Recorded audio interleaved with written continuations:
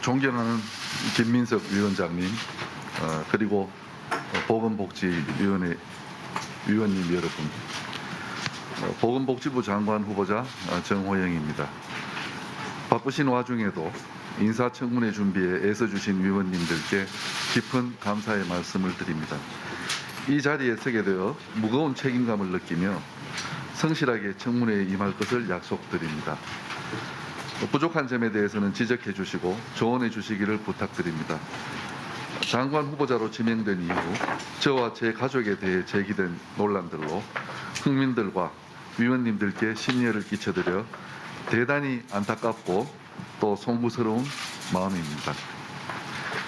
그동안 저의 삶 전반에 대해 다시 한번 뒤돌아 살펴보는 기회가 되었으며 오늘 이 자리를 통해 정확한 사실관계에 대해 소상히 설명드리고 국민 여러분과 위원님들의 우려를 해소할 수 있도록 최선을 다하겠습니다. 저는 외과 전문의로서 32여 년간 의료 현장에 있었으며 10년 넘게 병원에서 보건행정 경험을 쌓았습니다. 특히 대구 지역에서 코로나19 환자가 급증하던 2020년 초반 경북대 병원장으로서 생활치료센터, 드라이브스루 검사 등을 선제적으로 도입한 바 있습니다. 지역의 의료 시스템 붕괴를 막고 한 분의 생명과 건강이라도 더 살리기 위해 직원들과 함께 동분서주하였습니다. 일선 현장에서의 경험은 코로나19에 대응하고 보건의료 현안을 이해하는 데 큰 도움이 되었습니다. 또한 지역 현장에서 직접 환자를 진료하며 의료와 돌봄, 보건과 복지가 서로 융합되는 서비스 혁신이 있어야 국민이 건강하고 보다 나은 삶을 누릴 수 있다는 점을 절실히 느낄 수 있었습니다. 존경하는 김민석 위원장님, 그리고 보건복지위원회 위원님 여러분, 우리나라는 유례 없이 빠른 산업화와 민주화를 통해 세계 10위권의 경제 규모를 달성했습니다. 우리 국민 모두가 자긍심과 자부심을 가질 만한 성과라고 생각합니다. 이제는 그동안의 성과를 밑거름 삼아 보건복지정책과 제도를 더욱 성숙시키는 동시에 직면한 도전과 위기에도 슬기롭게 대처해야 할 때입니다. 코로나19는 여전히 국민의 건강과 삶에 광범위한 영향을 미치고 있고 저성장과 불평등 심화, 저출산 고령화 진전 등 우리의 사회 환경 또한 녹록치만은 않습니다. 국민의 보건복지 수요는 다양화되고 더욱 커지는 동시에 제도의 지속 가능성에 대한 우려도 제기되고 있습니다. 따라서 지금은 따뜻하고 지속 가능한 복지국가를 구현하기 위한 보건복지 혁신이 필요한 때라고 생각합니다. 이러한 상황 인식하에 제가 보건복지부 장관으로 임명된다면 적극 추진해야 할 핵심 과제를 말씀드리고자 합니다.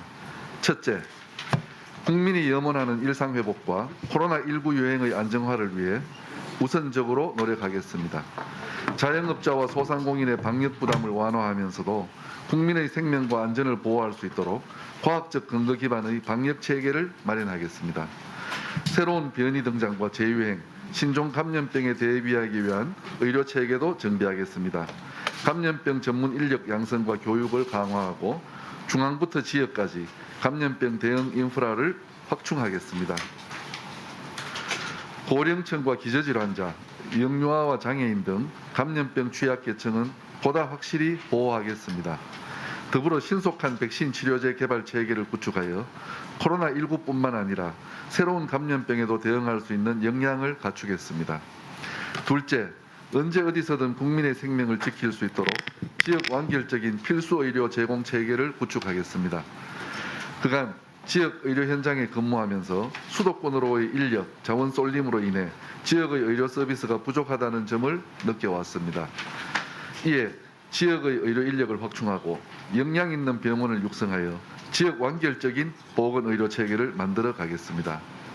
예산과 건강보험 재정 등 다양한 방식으로 지원하여 필수 의료가 적정 공급될 수 있도록 하겠습니다. 비대면 진료도 제도화하여 의료 사각지대를 해소해 나가겠습니다. 셋째, 의료와 돌봄이 융합되는 수요자 중심의 보건복지 서비스 혁신을 이루겠습니다.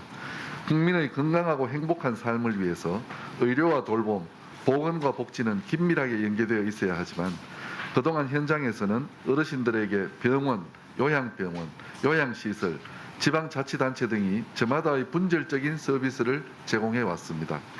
보건의료와 돌봄, 요양 서비스가 통합적으로 제공되는 보건복지 서비스 체계를 구축하여 어르신들의 복합적인 요구를 충족시킬 수 있도록 하겠습니다. 더불어 전 국민이 필요로 하는 보육, 돌봄, 간병 등의 사회 서비스도 혁신해 나가겠습니다. 이를 통해 양질의 일자리를 창출하고 복지, 고용, 성장의 선순환을 이루는 데 기여하겠습니다. 넷째, 촘촘하고 두텁게 취약계층을 보호하고 지속가능한 노후 소득 보장 체계를 구축하겠습니다. 양극화, 불평등에 대응하여 기초생활보장제도 등을 통해 빈곤층의 생계 안정을 도모하겠습니다. 장애인들께는 돌봄 서비스를 확대하고 서비스의 선택권을 보장하겠습니다. 부모급여를 통해 아동의 건강한 성장도 지원하겠습니다. 지속 가능하고 두터운 노후소득 보장을 위한 사회적 합의의 길도 열어가겠습니다. 국민연금 재정 계산을 거쳐 국민연금 제도 개편안을 마련하고 기초연금을 인상하겠습니다. 다섯째, 미래 먹거리로서 바이오 헬스 산업을 육성하고 디지털 헬스케어를 통해 국민 건강을 향상시키겠습니다. 바이오 헬스는 국가 경제, 국민 건강, 보건안보 차원에서 핵심적인 전략 기술이자 첨단 산업입니다.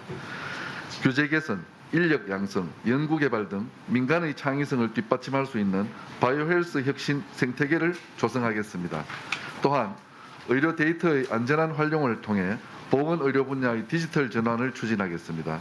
지금까지 말씀드린 정책 과제 이외에도 국민이 행복하고 따뜻한 사회를 만들기 위해 보건복지부가 해야 할 일은 너무나 많습니다. 존경하는 위원장님, 그리고 위원님 여러분, 제가 앞서 말씀드린 정책 구상과 과제들은 국회의 지원과 협조가 있어야만 가능한 일들입니다. 저에게 보건복지부 장관의 소임이 주어진다면 정책 수행에 필요한 사항을 위원님들께 긴밀히 상의드리고 최선의 힘을 기울여 맡겨진 역할을 다해 나가겠습니다. 오늘 이 자리는 저에 대한 모든 것을 위원님들을 비롯하여 국민 여러분께 보여드리는 자리입니다. 제게 미흡한 점이 많을 것입니다. 많은 조언을 부탁드립니다. 다시 한번 존경하는 김민석 위원장님과 보건복지위원회 위원님들의 노고에 깊이 감사를 드리며 성실히 청문회에 임할 것을 약속드립니다. 질의하시는 사항에 대해 소상히 답변 드리도록 하겠습니다. 위원님들의 고견과 격려를 부탁드립니다. 감사합니다.